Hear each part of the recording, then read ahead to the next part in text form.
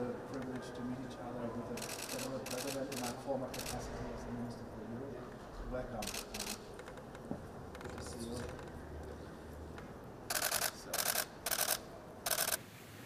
So I'm my colleague from the SPD.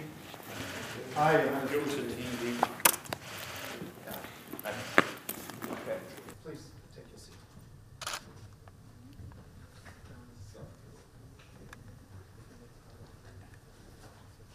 Mr. Chairman, dear colleagues, I'm very glad to see you and to be here because I think there are many things and questions that today we're interested to discuss, and I hope today we will have open and constructive discussion, and we have some new factor in our relations with the European Union, and that factor is the monitoring mission of the European Union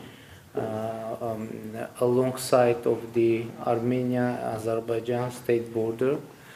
And I would like first of all to thank the European Union for making this decision. The decision was made initially. It was outcome of quadrilateral meeting in Prague when short-term mission arranged, and after that we requested for long-term mission, and we are thankful to European Union for making such decision. In general, the situation in our country continues to be tense because of, first of all, the continuing blockade of Lachin corridor by Azerbaijan. And there is an unfortunate fact that despite the decision of International Court of Justice, Azerbaijan hasn't opened the Lachin corridor so far. And I would like to invite your attention that that decision of ICJ is legally binding, and that's obligatory to deliver decisions, and it is the situation I think that internationally should be discussed, because I think that's unacceptable.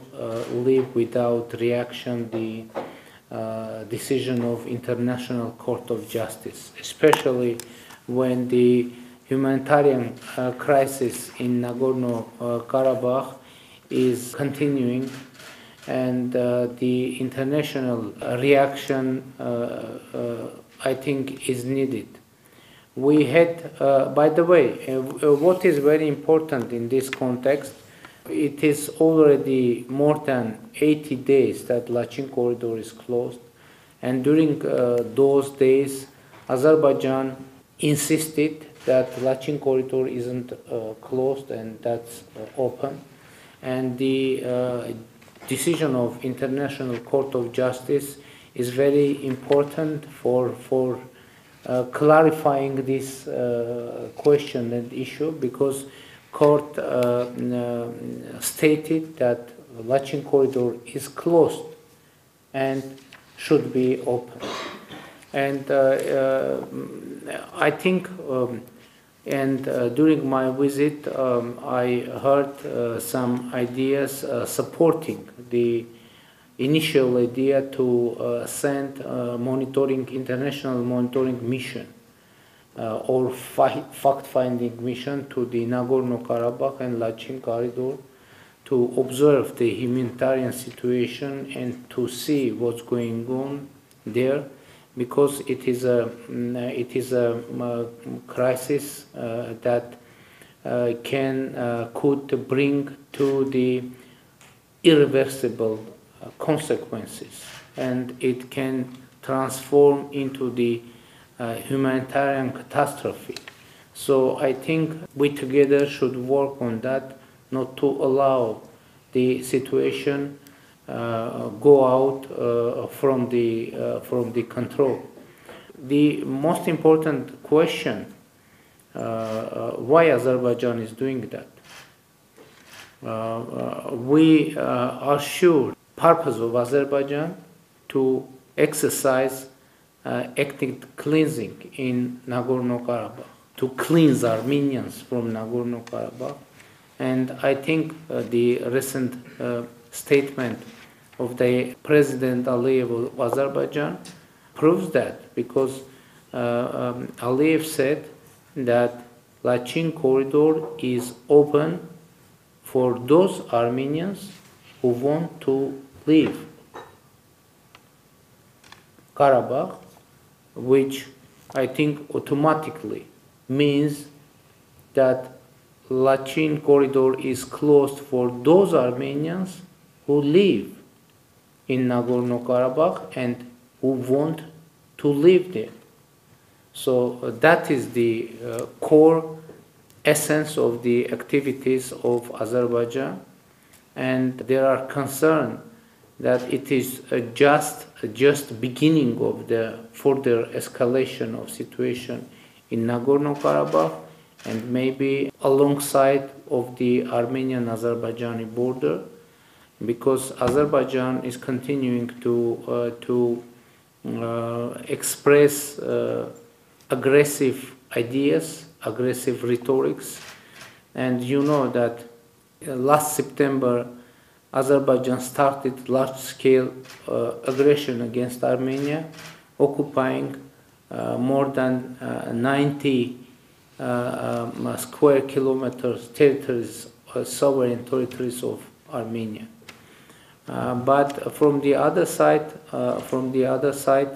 in the Prague, we reached to an agreement that Armenia and Azerbaijan recognizes each other territorial integrity and sovereignty on the basis of the Almaty Declaration of 1991, which means that the administrative borders between the Soviet republics became state borders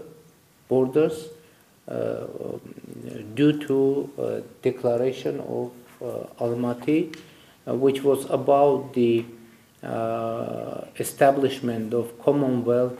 It was actually about the destruction of the Soviet Union and transferring it into the Commonwealth of independent states, and the all, not all, but 13 former Soviet Union countries agreed that the administrative borders are transforming into state borders. But despite that, and by the way, we agreed in Prague as well that our delimitation process of the border between Armenia and Azerbaijan will be based on the Almaty, the same agreement. And the surprise was that after that, President of Azerbaijan declared that the demarcation should based on the historic maps.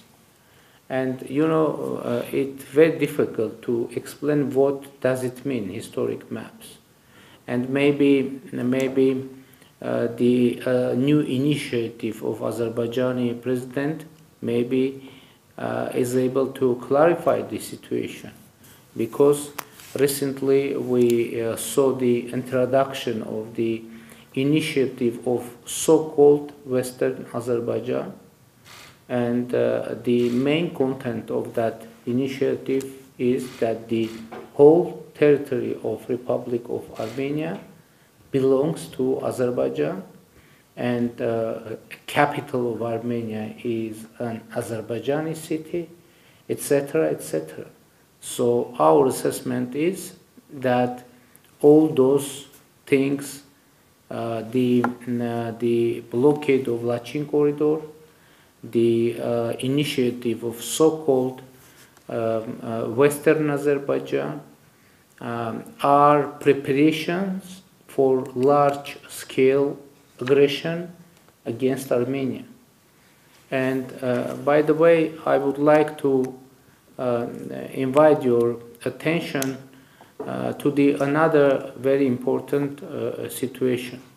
Yesterday we had a discussion in the German Council of Foreign Relations, and there some of our colleagues there were using the word of so-called Zangezur corridor, and I asked our colleagues to be careful, because sometimes the same word can have different meaning in different regions, in different political and geopolitical circumstances.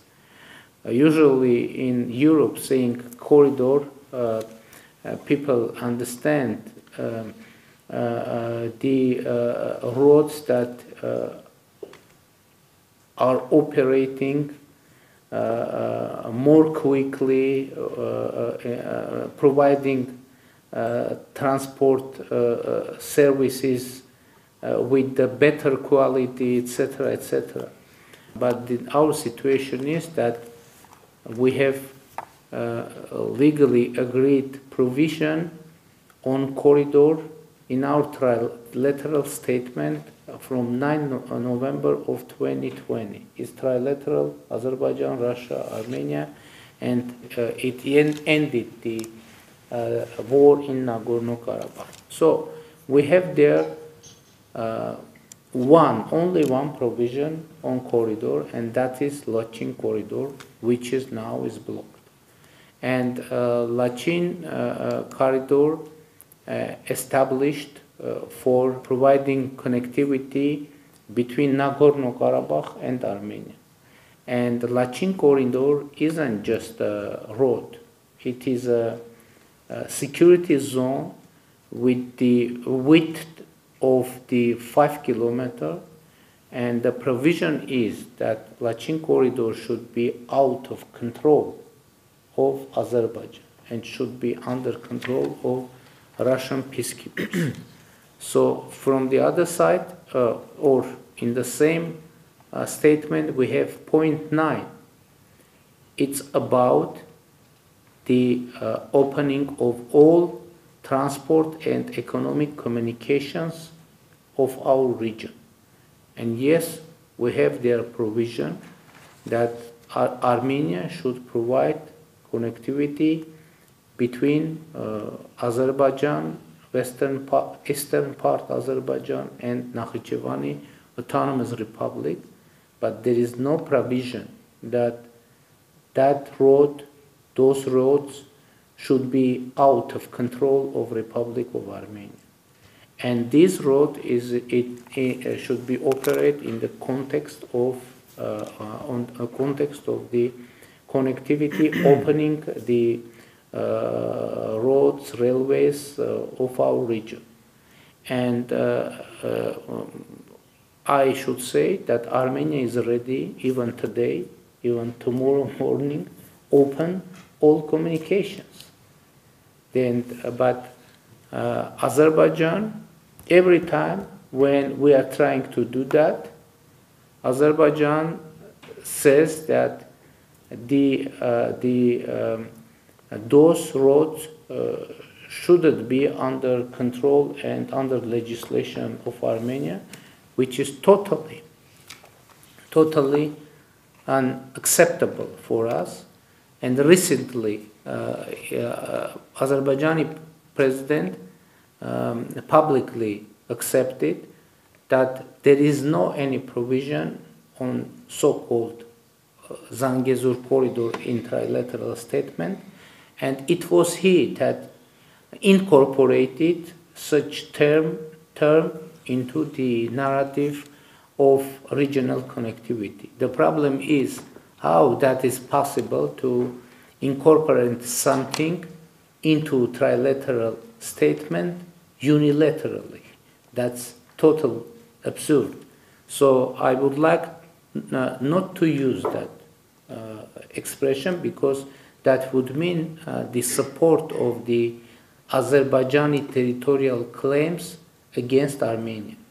But from the other side, one more time, I confirm that we are ready to open, and moreover, we, I think, more than six months, we have draft of government decision on opening checkpoints, 3 checkpoints on the Armenia-Azerbaijani border for communication. But every time when we are trying to adopt that decision, Azerbaijani side raising a huge noise connected with that, saying that why they are going to open checkpoints in near our border without checking or arranging that with us. That is the overall situation, but I think we should be concentrated on the peace agenda. As you know, our government has taken responsibility for the peace agenda, and personally I am devoted to peace agenda and democracy, because I believe that democracy and peace are supportive each other, and as democracy is strategy for us, we are interested in having peace for developing further democracy in our country, economy, and freedom. That is overall assessment of the situation, and I will answer to your questions with pleasure. Thank you.